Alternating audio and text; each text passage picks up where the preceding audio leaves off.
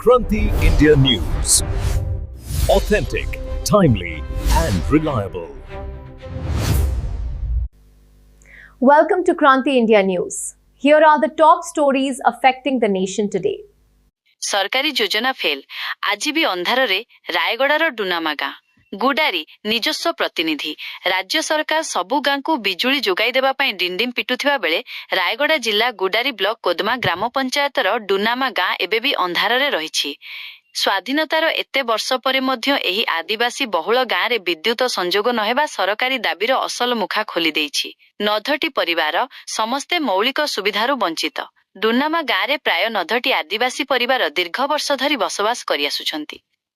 आश्चर्यर कथा एही कि जे एही गाँर पाखापाखी ग्राम गुड़िकरे विद्युत सुविधा पहुंची सारिथिबा बेले डुनामा गाँ प्रति प्रशासनर दृष्टि पड़ी नाही। बिजुली अभावरू ग्रामवासी माने अनेक समस्यार सम्मुखीन हेउछंती।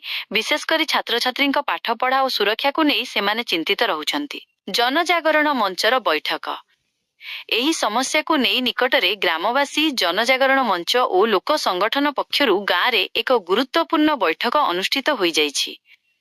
बैठक रे ग्रामवासी माने निजर दुख प्रकाश करिबा सह प्रशासनिक अवहेला विरोध रे स्वर उत्तोलन करिसंती। प्रशासन पाखरे गुहारी हेले मिलुनी सुफल।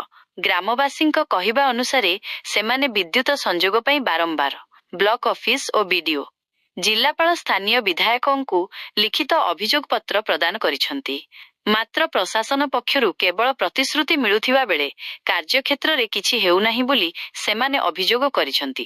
केबे आसीबो बिजुली? सरकारक विभिन्न उन्नयनमूलक योजना डुनामा गाँर पहाड़ पाददेश रे अटकी जाइछि। ग्रामवासींक मध्यरे तीव्र असंतोष प्रकाश पाइथिबा बेले प्रशासन केबे एही अंधारी गाँ को आलोकित करिवो ताहाकु नेई एबे समस्तक नजर रहिछि।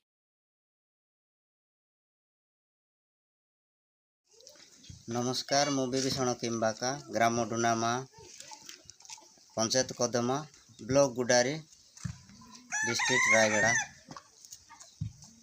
आमे कहवा कारण यही कि जे आम गाँव आज पर्यंत करेंट सरकार आम किसी साहाय्य करना आमे अंधार रे जीवन बीतुची बहुत कष्ट रे चलुचु।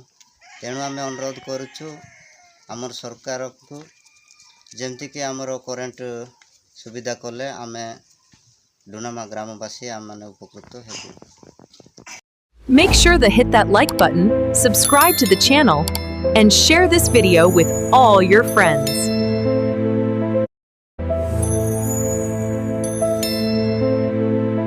Kranti India News.